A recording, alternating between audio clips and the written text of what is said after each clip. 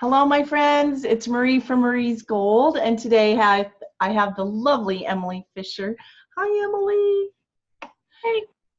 So it's been really a challenge to have her. She moved away for love and fun stuff like that, which I'm very happy for her. You know me, and I really love that. But it's sad for me because we're coffee buddies. But I just got to see her recently and meet her beau, and I I approve, and he's very handsome and lovely, and he treats my friend well, so we can't complain about that.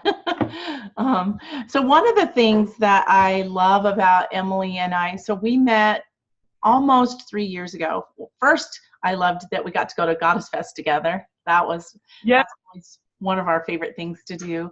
But the other thing is this: we play like kids and we have fun. We banter back and forth, and then come up with these amazing ideas. And so, yeah, so we get to play today and learn a little bit about who Emily is, and maybe a little bit about what we've created off and on together, and then what's next, right? So thank Yeah. you. Thanks for coming today.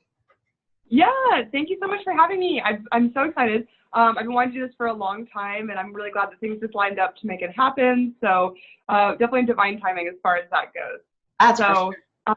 yeah, a little bit about me. Like you mentioned, I just moved down to Southern California. So I'm in Orange County now, which is a total culture shock. It's so much fun, but it's so different from Idaho, obviously. But I have really, in this process, had to come to more self-acceptance than I thought I was going to have to. And, I've always been big on the self-confidence thing. That's kind of been my jam for a long time. But with this transition and all these changes, it's really kind of forced me to dig deep and to really focus more on my self-love and my self-acceptance. And even with, having a wonderful relationship down here, it really doesn't diminish the importance of focusing on myself and kind of bringing me back to that. So that's what inspired me to come on this week, at least. And I just wanted to kind of share what I've learned and, just kind of talk to you about it. So if that's all right with you, that's kind of where I want to take the direction. I would love that very much. As a matter of fact, I have to give you props because when I was first developing the U project, is what it's now called, Emily actually came up with that, and it aligned so well with the Love and Romance project, so I went with it. And so I thank you for that. But that's these awesome Yeah. brainstorms that we do. We just yeah, we play and discover. So I would love for that. And you are also the one that when we were talking about remember, it was a couple of years ago, my first conference, where you were saying, we were talking about romance, and you go, I'm going to love and romance myself. And Oh, yeah. you just ran with Yeah. it because it's true. It's where it has to start. And that's the beauty of the conference. So I'll just talk a little bit about the conference, and then I will let you have the whole reins because I want to hear everything you have to say. So a little bit about the conference is it's every concept that we talk about goes towards every relationship, whether it's friendships or partnerships, co-workers, teacher-student, parent-child. It's a thread of truth that goes through everything. And so I think your ideas of self-love and self-confidence are really important in those relationships too. So I can't wait to find out what you've been discovering and learning, because we haven't got to talk about that juicy part yet. So yeah, Yeah. Yeah. No, and take it away. yeah.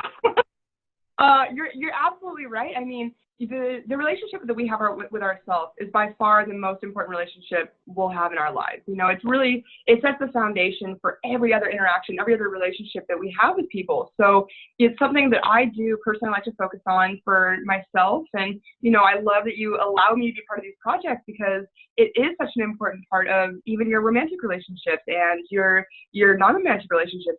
So yeah, but let's get right into it. So what I kind of wanted to bring up is the foundation of confidence. Where does this come from? I think that there's a lot of different factors that go into how people feel about themselves. And we get these from when we're children. We get them from how we're raised. We get them from, obviously, in our side of ourselves as well. So one thing that I kind of want to start off by saying is that we are in charge of determining how we're treated. And we are in charge of determining the kinds of relationships that we allow and bring into our lives. And that thought can be really scary, but it can also be very empowering. So where does that come from, though? And this is where I kind of want to bring it all the way back, if that's okay. You know, whatever you would like. I love listening to you. So I definitely on one of my, I've been so excited about it. So, you know, where does confidence come from? And this is going to be different to every person, but our confidence is really kind of the foundation of our self-love. And as children, at least I was always told growing up, like, well, don't brag, you know, don't be arrogant, don't be too high on yourself, that kind of stuff. And I think that we internalized that as children, or at least I did, to mean that I had to be very selfless, to mean I had to be very disregarding my personal desires or myself in order to prioritize everybody else first. And, you know, growing up, that's something that I found to be very harmful for me. And it comes to a point where if you're giving away all of your energy, you're giving away all of this love, you know, what really do you leave for yourself? And for me, it created really codependent relationships in my younger years, because I was giving all of my love, I was giving all of it. I depended on them to give me some back. And that created a really dangerous kind of situation for my young teen self.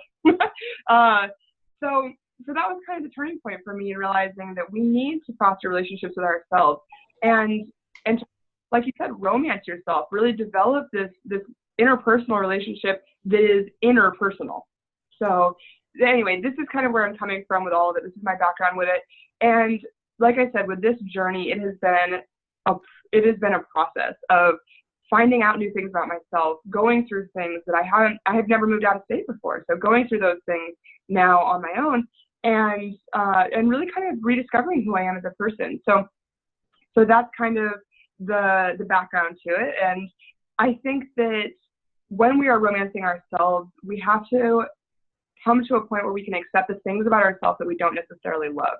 And that's where it comes in to what you talk about more with love and romance, and to finding joy and finding all these beautiful, the gold in life is to get those nuggets from inside of yourself that you can look at and accept and say, you know, this isn't something that's easy for me to accept. This isn't something that I want to shoot from the rooftop, but it is something that for myself, inside myself, I feel good about, you know? And so that's really kind of a beautiful thing. And that's where the journey that I've been on over the past few months. Nice. It's interesting that you brought up the part about one of the very first things you said, and this is the way I was raised too: don't be too loud, don't be too proud, don't brag. However, not being proud of the work that you do, which is what you were saying. So last week or the week before, I was teaching a poetry unit. And when someone said they were proud of themselves, the whole class went, oh, and I thought, that's interesting, because our culture is teaching us that it's not okay. However, it's so imperative to feel good about certain things, and not in a, there's bragging, and then there's being, it's like pride, but it's more about, you know, the work that you've put into something, you know, the care, because it takes a lot of care to really put forth really good work, and there's a sense of pride. I think pride's okay as long as we don't take it where we diminish someone else's work by doing it. I think that's when it becomes bragging, when I think I'm better than, or I make you feel less than, but to be proud of our own work. So I thought that was an interesting point. What's your thought on that? No, absolutely. And that's a good catch, you know, because I think that pride in yourself is really a key part of following your soul's purpose, because that's really kind of a benchmark for when you're going in the right direction, you know? And so, I like it. Yeah, no, there is a huge part of getting back in touch with what makes you proud of yourself, and really accepting that emotion. I think you're absolutely right. We're told not to. We're told to downplay our achievements, be modest, you know, really kind of take a back seat. And I totally disagree with that. You know, I think that obviously we don't need to be pushing in everybody's face. You know, pride can be a very personal thing, but in that we need to take time to acknowledge our accomplishments, to acknowledge who we are, and those elements of pride related to our life and our challenges and our progress. So absolutely. Well, I think it also leads to confidence, right? I mean, Oh, yeah. so what are your thoughts about that? Yeah. So that's actually, I came up with a couple activities because I'm a total over planner. And I was like, oh man, if I need to give like homework, I totally will. I love it. I But love it.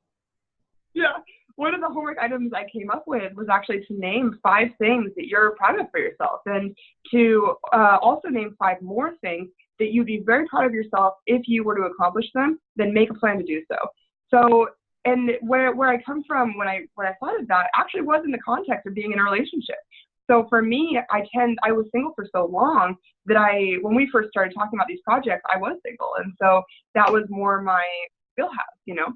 But even in the context of a happy, healthy relationship or a not so happy, healthy relationship, it is so important to be developing our sense of self-worth, of pride, of independence, and having this ability to recognize that we as a human being, as a single entity, are able to accomplish so much, and so we don't want to get lost in these relationships. We don't want to get lost in having to be a part of a pair, even when you are very happy. So I think that pride plays a huge role in that, and recognizing what is meaningful to you. What do you want to accomplish? What are you proud of doing in your life?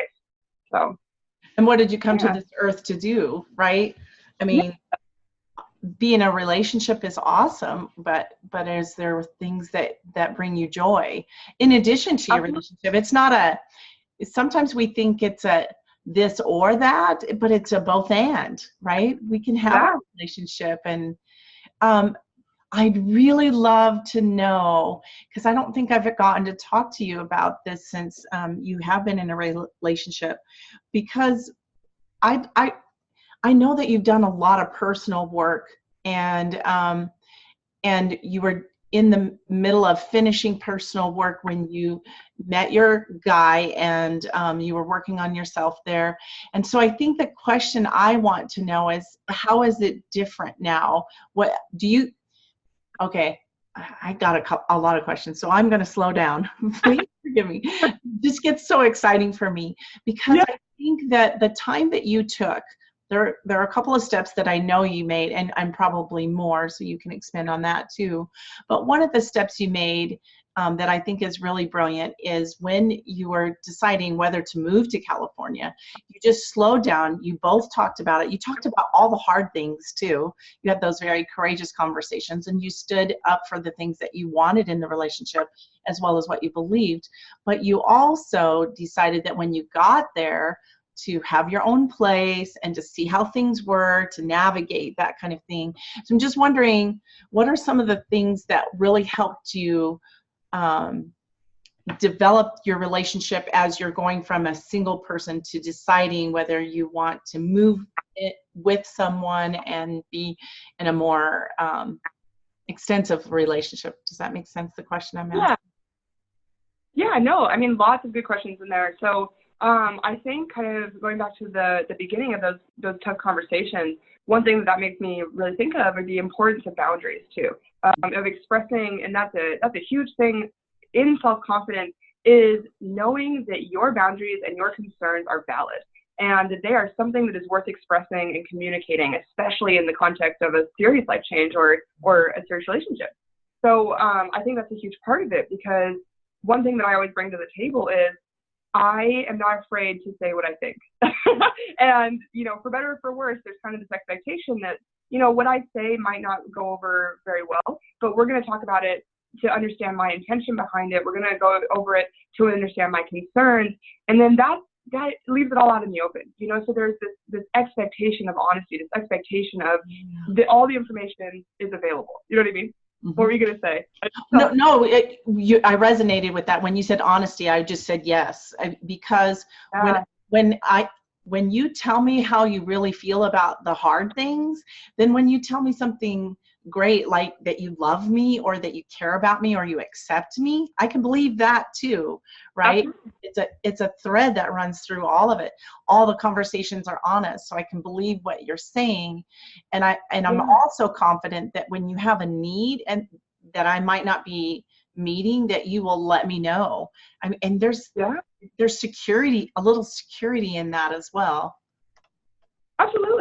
No, totally. You're hitting it completely on the head, because where you have set expectations, or where you have that level of honesty, there is comfort in that. There's security in that, because you can trust someone, like you said, that they're going to tell you how they feel, and it's kind of a funny segue on this. This is the same with humans, with animals, with my history training horses and training dogs. If they know the rules, if they know where the playground, the box exists, they're going to recognize to stay in the box. You know what I mean? If that makes sense. Like, they need to know what your expectations are in order to meet them.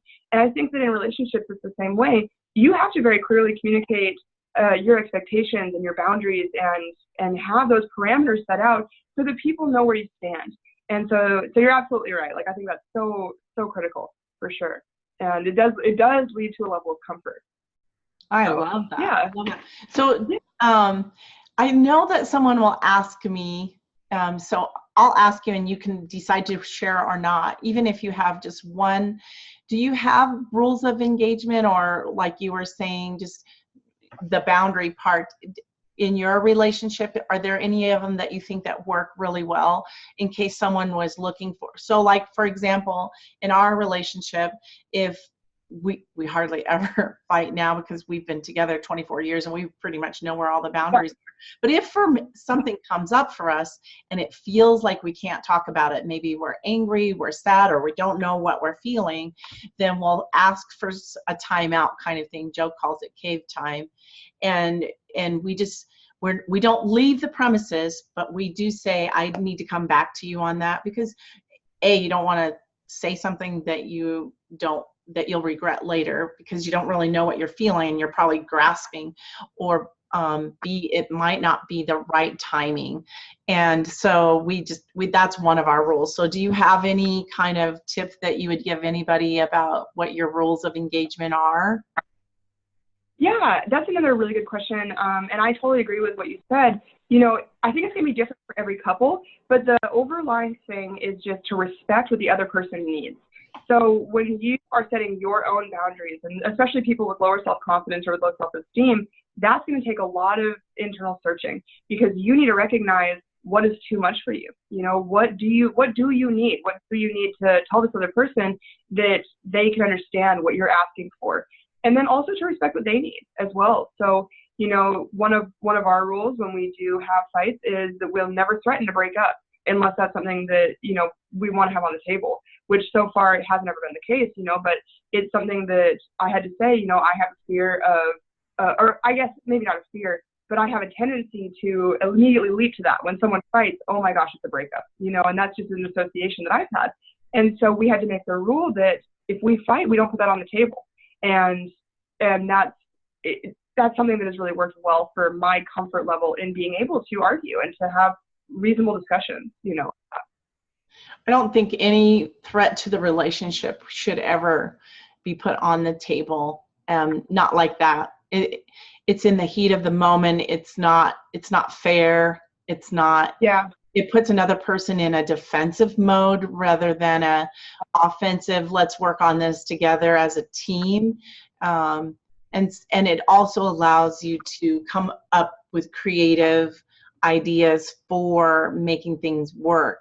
Whereas it feels like an automatic no. If someone puts the relationship on the table, it's like, well, why would I try? Because it's already being threatened, or I'll show you. So then you get your dukes up kind of idea. No one says that anymore. I don't even know where that comes. I don't even say that. But I don't know what you call it. You get your fist up and you're ready to fight kind of idea. Yeah.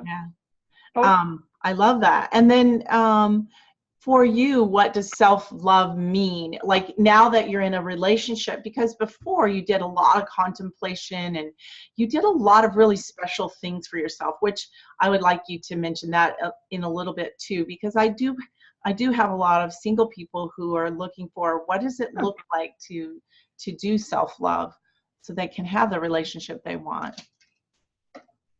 Yeah, so what I would recommend, and this is kind of what I did when I was first starting to get into the habit of really romancing myself in that way, is to write a list and just brainstorm it of all the feelings that you want to get out of being in a happy, healthy relationship, or whatever your goal happens to be. You know, if you want to be single forever, that is fantastic. Like, more power to you. Yeah. Make a list of all the feelings you want to feel as a single person, or in a relationship, or, you know, in whatever situation you have. And then really examine, okay, how do I make myself feel that feeling? And it's as simple as that. You know, it seems really simple, but you have these lists of, okay, for me, I wanted to feel loved. I wanted to feel adored. I wanted to feel respected. And so with those three things, I'm like, okay, how can I create those same feelings for myself in a different way? And so I would buy myself flowers once a week. You know, it's a pretty simple, then huge bouquet, not like, you know, something crazy. I went to Trader Joe's, it was like $4 a week, you know, but it made me feel loved, and it reminded me of this beauty that was. And so that was one thing. And another one of mine was to feel this sense of like being adored or being just admired. And so I would make a list of things that I admired about myself. I'd be like, I'm really proud of you for doing. No, seriously. And it helps. I like that. I love that. No, and it helps inside of a relationship too, because you do become less dependent on this other person for that. And you know, I love, men are great, but they're not always the most observant people in the world. That's just the reality of it. You know, they're not mind readers. Women are better at being a little bit more mind reader-ish, and men aren't. And so I think the more that you can depend on yourself for those feelings and for that satisfaction, the less you'll have to depend on your man or your partner in life. And the more it's a treat for them to do stuff like that for you. And instead of for them, yeah, it's a treat for them. Yeah. They don't feel this like, heavy pull. Exactly. Some of us do get that way. And I'm glad you brought up that point, because romance, it really was something that we are supposed to find inside of ourselves. And it is something, because if we are looking for it outside of us, then I don't think that we'll be as happy. It's something that we're all in search of, instead of, like you said, creating. I get to create those ways where I feel adored and I feel loved and I feel special. And then anything else extra is a treat for them and for us. I totally agree with you. I love that. Thank you for those. Yeah. That's awesome. Of course. And that was a fabulous question. So that's a little touch on the why. Are there any other whys that you wanted to add to that? Any other whys of why you think self-love is important?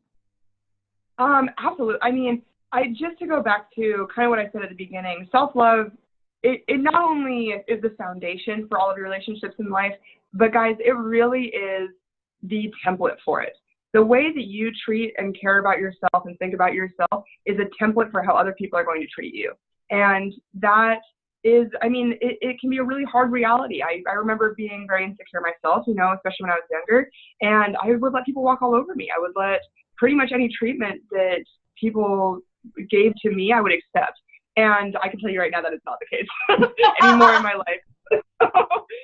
It's one of those things where you really do have to raise the bar for yourself and recognize that you are worth it, that you are unique, that you are beautiful, that you are absolutely inherently worthy of self-love, and that will change the game for you. It really will. It'll change your work relationships, your romantic relationships, your business, everything, because you are changing the template for how people are going to treat you.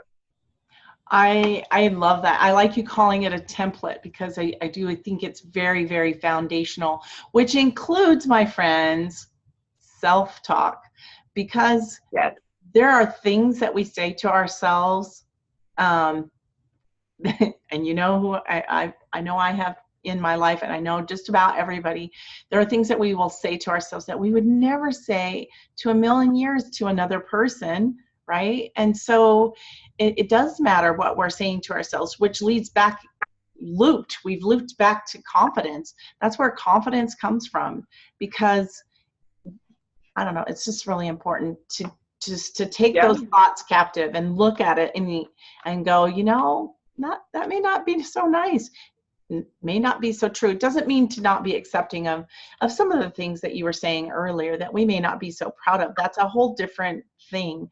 It's just not holding ourselves in that space of being small or berating, because it's not productive. I mean, we're destructive versus being creative, and you know. Absolutely. No, and kind of on that too, I mean, that's part of the hard inner work of letting go of the critic. And it's interesting, I think for most people, there's a place where that voice came from. That voice that says, we're not good enough. That voice that says, you're not doing that right. You're not doing this, this, and this.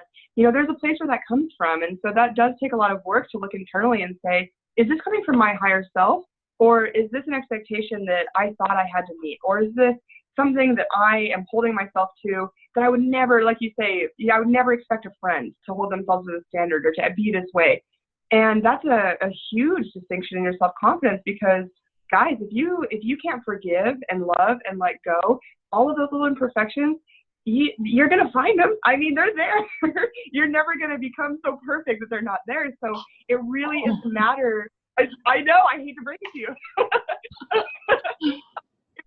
Matter of taking a realistic look at who you are and being able to obviously improve upon and work on the things that you are important to you, but to do so from a place of curiosity and love and like you're guiding a child, because honestly, at the end of the day, we're all children just making our way. You know, I've never met anyone who knows all the answers. I've never met anyone who has it all figured out, you know. And if they think they do, they're probably not telling the truth. Yeah. Be suspicious. One more little thing that I thought we could talk about was your list. I like that because that's how I feel I have an enjoyable life as well. So we both relate to that list kind of idea. What is that feeling that you really want? You know, because you and I talk about money as well. It's not about the money, but what's the feeling you get when you have that thing or that experience or whatever it is that the money will buy? What is that? Money is just one little thing, but what is that feeling that you really want in the end? When Joe and I met, it was because I had joy. Number one on my list was joy. And I wanted to experience just being in that state of euphoria, being easygoing, curious, wanting to, you know, have some fun. And so I would go dancing, and that's how I met him, is doing the things I love and I enjoy and discover. So tell me a little bit about your list, if you want. I have a couple thoughts on remind me of the list, because I have a couple other thoughts on that too. But I love, I don't know if you've heard this, but they always say that love always finds you when you least expect it. You know, love always happens by accident, or however those quotes go. And that's because you're in your genius. You know, you're focusing on yourself. You're doing your own thing. You know, for single people who do want to be in a relationship that are watching this, it is so critical to be the best version of yourself so that your soulmate can find you. You know, if you are so focused on finding them, you're not going to be in a place to enjoy them. You're going to be in this mode of searching. You're going to be in this mode of maybe even desperation. Who knows? But it's so important to, like Marie says, create this list of things that you want to experience in your life. Create the list of feelings and then embody them and truly live that way regardless of what happens, and let go of the outcome. So that's kind of, I love that, because you're going for the experience and the feeling and you're at that vibration, right? They automatically come to you because they recognize it in you, and they go, oh, I want some of that, which is what I found with my husband. But when he walked in the door, he was joy embodied. So he goes, well, how did you know? I go, you can recognize it because it's been on my list. So that's the other part, is your reticular activating system is going to be focusing on that feeling that you want. So when you see it, you go, oh, I see that. I know what that is. I want some of that, right? I get a little excited about that. Oh, yeah. No, like you said, how are you going to get what you want if you don't know what it is? Totally. No, then you know how to recognize it. I even had this young friend, I adore her. I never in a million years would think you could find someone camping. Like usually you take someone camping, but she found her sweetheart while camping because she started doing the things that she loved doing. So there's no impossibility. I have another friend who had a really strange list. One of them was a certain kind of jeans that she liked. I know that's a weird list, but she was a classy person who liked, you know, fun clothes, and yeah. So I don't know. I think it's No, being curious and discovering and enjoying, and yeah, it's not our focus. Again, think about the energy that comes with when you're desperately searching for someone to fill that space. So, yeah. right? To your point, I mean, when you're out dancing, are you going to want to hang out with the person having a blast, over here on the side of the room? Or are you going to hang out with the person that's in a corner by themselves, tucked away, like it's very much, you want to attract the kind of person in your life that you are. So no, it plays a huge role. It plays a huge role for sure. And, in manifesting, we talk about that too. It's let go of the outcome, detach from the outcome, just have a good time, or, however you want to be. It doesn't have to be a good time. If you prioritize something else, then do that, and don't worry about the how. The universe will bring it into your life. I For sure. love that. So we just have a couple of minutes, but I love that because don't worry about the how. I mean, that's related to everything in our lives as well as our businesses, right? Don't worry about the Absolutely. how. You're just supposed to do it. Is there any other last minute thing that you would like to share with our beautiful, lovely audience, as well as let us know how we can find you? So both of those things. Yeah, so I'll give you a link for the description when you post this. And, the only last thing that I would say, guys, is really put the work in to love yourself and to get in touch with your truest self, to invest in discovering who you are and enjoying that, and truly recognizing that this is our one shot at life, and this is our chance to use this time, become who you are, embrace that, and to make a difference by modeling that behavior for other people. Show that it's okay to love yourself, to be proud of yourself, and that will attract positivity and abundance and love into your life. You can't help but to bring it to you. So that would be my closing thoughts. Marie, thank you so much for having me. It has been such a pleasure, honestly. Oh no, we lost you on the camera. Oh, wait. Oh, give it. Yay, she's back. Okay. There you go. Perfect. I always love having you on, and I know that you'll be back because you and I have plenty to talk about, and it's always such a joy. So I appreciate you sharing your experience so they can see that wide range. It doesn't matter how old you are, because look, there's a lot of age spread between us, because the concepts we're talking about are universal for any kind of relationship. It's what kind of relationship do you want? It starts here. And then I only want to say that it's not really work when you're really enjoying it. Then it's really kind of like, self-discovery. Yeah. Curious, stay curious, stay in that question and enjoying. And so thank you. And then do you have a website that you want to share with us? I don't have a website yet. I have a Facebook group, and then so I'm still very much in the getting everything together phase. So I'll give you guys a link to my Facebook group. That's probably the easiest That would be way. awesome. Yeah, welcome to DM me.